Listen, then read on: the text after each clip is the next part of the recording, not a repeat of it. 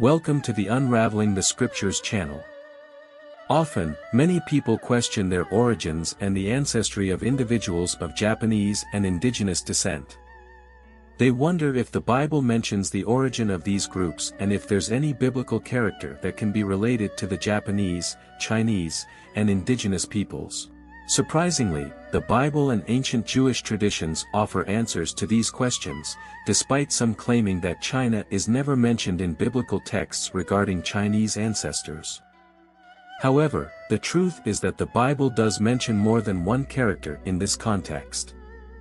In this video, I will explore the figure of Sin or Shin, considered the progenitor of the Chinese according to the Bible, and discuss his origin. In yet another episode of our series, The Origins of Peoples According to the Bible. The Bible mentions a character named Togarmah, who is part of the lineage of Japheth. According to the book of Ezekiel, Togarmah is considered one of the ancestors of the Far Eastern peoples. The book describes the house of Togarmah and its troops. Furthermore, there's another Asian origin that can be traced back to a different biblical character, who is considered one of the ancestors of the Chinese. This character has his lineage connected to Canaan. Interestingly, neither he nor his people are mentioned or seen by Joshua and Moses as enemies of the Israelites, unlike other Canaanites. This character is known as Sin, also called Shine, and his name is remarkably similar to various terms, including the name China itself. In Hebrew, his name is pronounced as Shimi, and may have meanings related to peak, clay, or mud, although some suggest a meaning associated with the moon. Sin, the son of Canaan, is part of the lineage of Ham, who is the son of Noah. Therefore, he was one of Noah's grandsons, being one of the 11 sons of Canaan.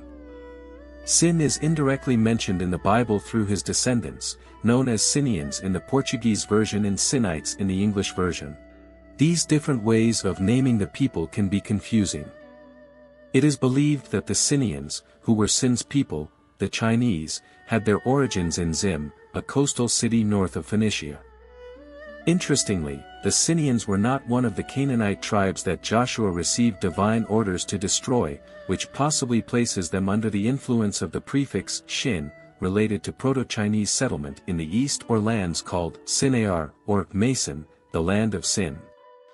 It is believed that the curse of Canaan did not apply to one of his sons, and this son may have been the ancestor of the ancient Chinese, due to the Sinites or Sinians not inhabiting the land of Canaan, which did not belong to them, according to ancient Jewish beliefs and traditions, as described in the book of Jubilees. The identification of Sin and the Sinians as the Chinese or ancestors of the Chinese is intriguing, especially because the Sinites are mentioned in Isaiah 49 verse 12, which says, "Behold, these shall come from afar, and behold, these from the north and from the west, and these from the land of Sinim." According to the perspectives of John Wesley and John Gill, the reference to the land of Sinim can be interpreted in two ways. For some, Sinim is related to nomadic peoples, while others argue that the text refers to a city called Sin located in Egypt. Thus, the land of Sinim could be understood as a reference to Egypt. However, Manasseh ben Israel, cited by John Gill, proposes an alternative interpretation, suggesting that the Sinites mentioned in the text are actually the Chinese. He bases this interpretation on the fact that Claudius Ptolemy, in his work Geography, referred to China as the land of Sin. Furthermore, in other historical and biblical contexts, the word Sin is mentioned. For example, in the Chronicles of Jeremiah, Sin is identified as one of the sons of Canaan. It is also associated with a desert between Elim and Sinai, as recorded in Exodus 16 verse 1 and Numbers 33:11-12.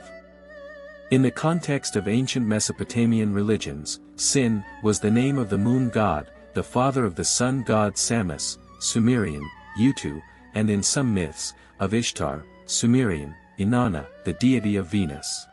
This formed an astral triad of deities. Regarding linguistic identification, various words and prefixes related to Sin or variations of the name are often associated with ancient China. For example, Xian is the capital of Shaanxi province, Xin, is an autonomous region in China.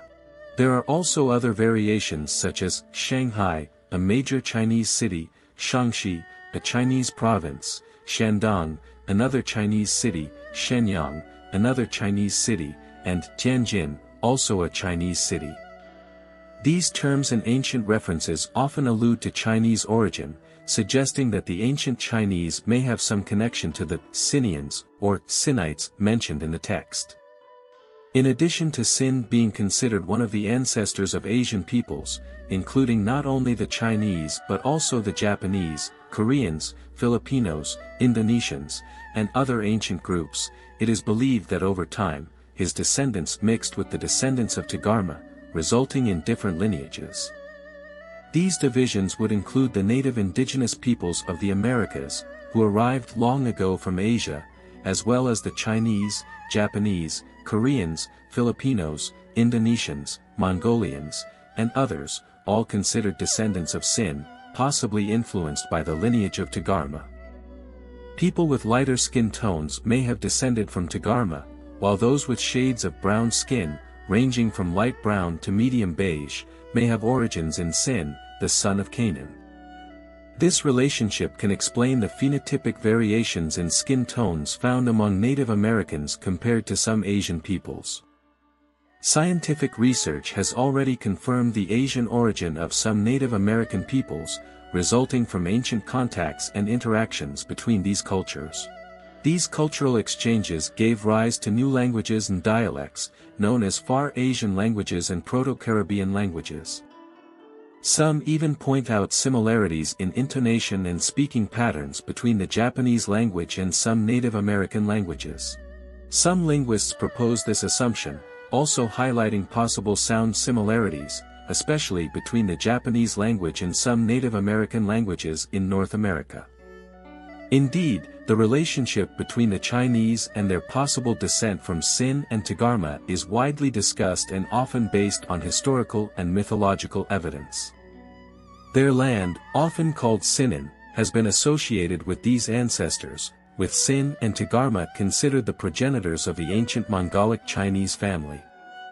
Ancient records, such as Egyptian monuments, depict these peoples with distinctive features, including prominent noses, full lips, large cheeks, and hairless or beardless faces. The range of skin tones, varying from brown to lighter shades and even reddish-brown, shows notable similarities to some indigenous people. Hair is often described as black and straight, while eyes are mentioned as dark brown or deep brown.